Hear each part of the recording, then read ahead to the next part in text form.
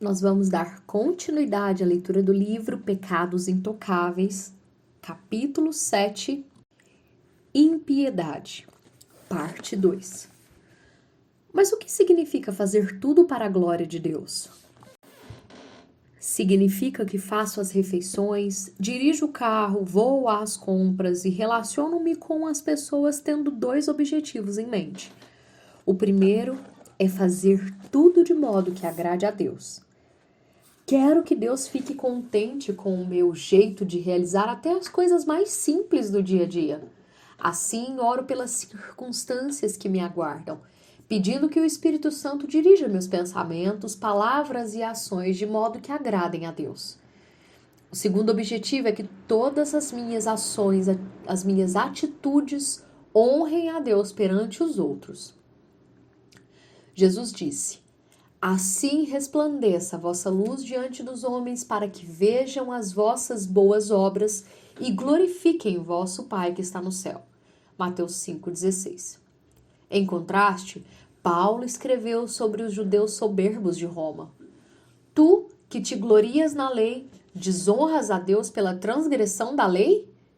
Pois, como está escrito, por vossa causa o nome de Deus é blasfemado entre as nações. Romanos 2, 23 e 24.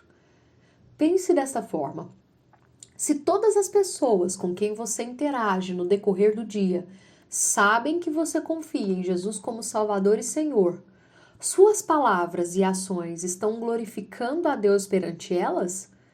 Ou será que não pensam o mesmo que um filho disse a respeito de seu pai?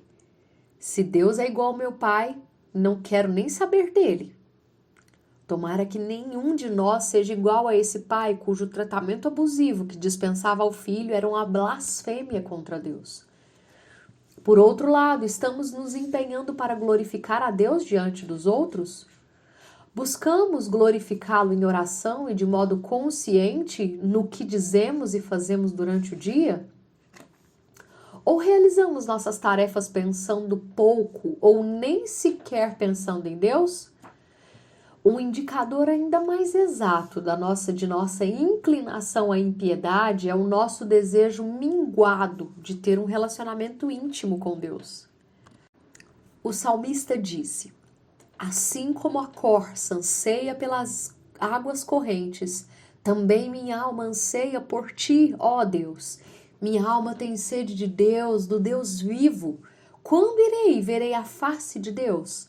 Salmos 42, verso 1 e 2.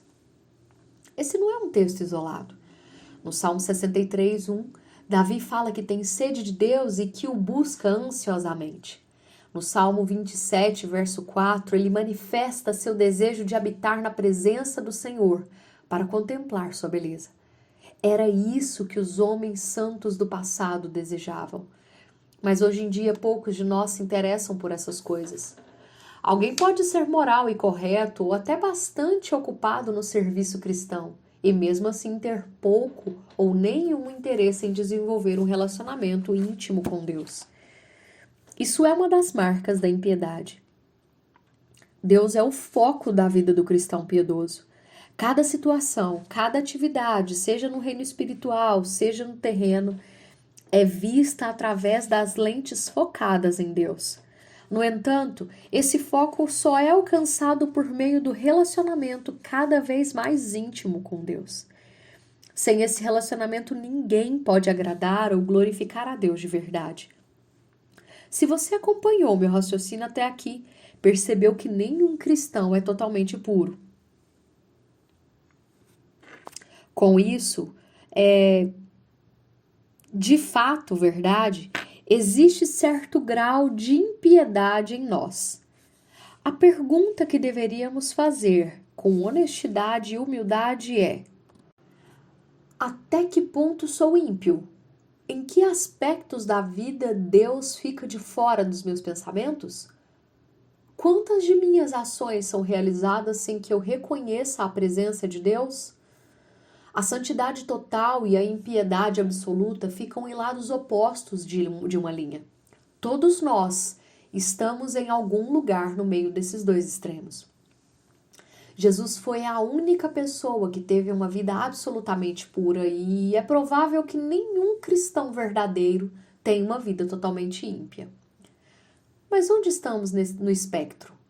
Ao analisar sua vida, lembre-se de que não estamos falando de comportamento correto versus comportamento perverso. Estamos falando de realizar tudo na vida, como se Deus fosse relevante ou irrelevante. As pesquisas continuam a mostrar que existe pouca diferença entre os padrões de valores e comportamentos dos cristãos e dos não cristãos. Por que é que isso acontece? Certamente isso evidencia que vivemos praticamente sem levar Deus em consideração, ou sem pensar em como agradá-lo ou glorificá-lo. Não se trata de afastarmos Deus de nossos pensamentos de modo consciente e deliberado. Simplesmente o ignoramos. Ele povoa muito pouco a nossa mente. No início deste capítulo, afirmei acreditar que a impiedade é o nosso pecado fundamental, até mais do que o orgulho. Imagine como o nosso orgulho desinfaria se, por exemplo, vivêssemos cada dia cônscios de que tudo o que somos, tudo o que temos e tudo o que realizamos é pela graça de Deus.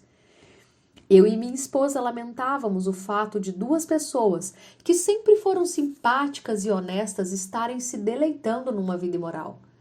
Eu então lembrei à minha esposa e a mim mesmo que, se não fosse pela graça de Deus, estaríamos no mesmo barco.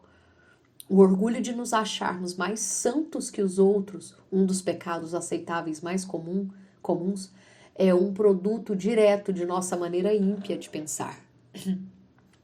Os pecados da língua, tais como fofoca, sarcasmo, palavras grosseiras ditas a outros ou sobre outros, não dão as caras quando temos certeza de que Deus ouve tudo o que falamos. O motivo de pecarmos com nossa língua se deve ao fato de vivermos até certo ponto na impiedade. Não nos ocorre que vivemos cada momento do dia na presença de um Deus que tudo vê e tudo ouve. Creio que, em última instância, todos os outros pecados aceitáveis têm sua raiz no pecado da impiedade. Usando a árvore como ilustração, imaginemos nossos pecados grandes e pequenos crescendo no tronco do orgulho. É, porém, a raiz que dá vida à árvore e, nesse caso, a raiz é a impiedade. No fim das contas, a impiedade sustenta a vida de nossos pecados mais visíveis. Se temos o hábito de encher a mente de maus pensamentos, como podemos então lidar com esse pecado? Como ser mais puros em nosso viver diário?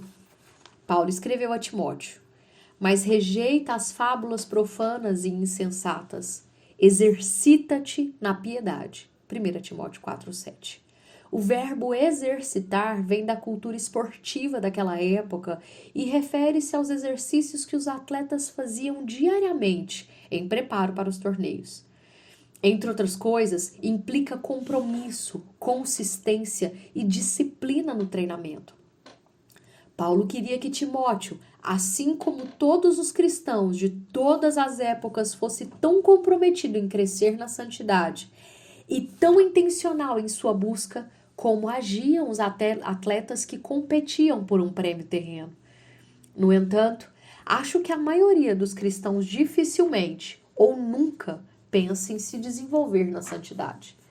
Não posso deixar de contrastar nosso desejo anêmico por santidade com a atitude de alguns jovens de nossa cidade que passaram a noite toda, congelando no frio e com neve até o pescoço, em frente a uma loja de produtos eletrônicos.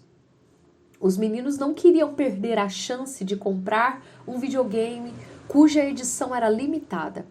Um rapaz se postou em frente da loja às 9h30 do sábado e ali ficou até às 8 do domingo, quando as portas foram abertas.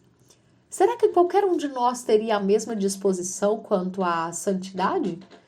Nosso objetivo na busca de santidade deve ser o crescimento, cada vez mais consciente de que vivemos todos os minutos na presença de Deus, que somos responsáveis perante Ele, dependentes dEle. Esse objetivo deve incluir o desejo cada vez mais intenso de agradar a Deus e glorificá-lo nas atividades mais simples da vida. Naturalmente, o crescimento em santidade tem sua base no reconhecimento de que precisamos nos desenvolver nessa área importantíssima da vida. Espero ter deixado claro que todos nós somos, até certo ponto, ímpios quando vivemos sem nos preocupar muito, ou nem um pouco com Deus.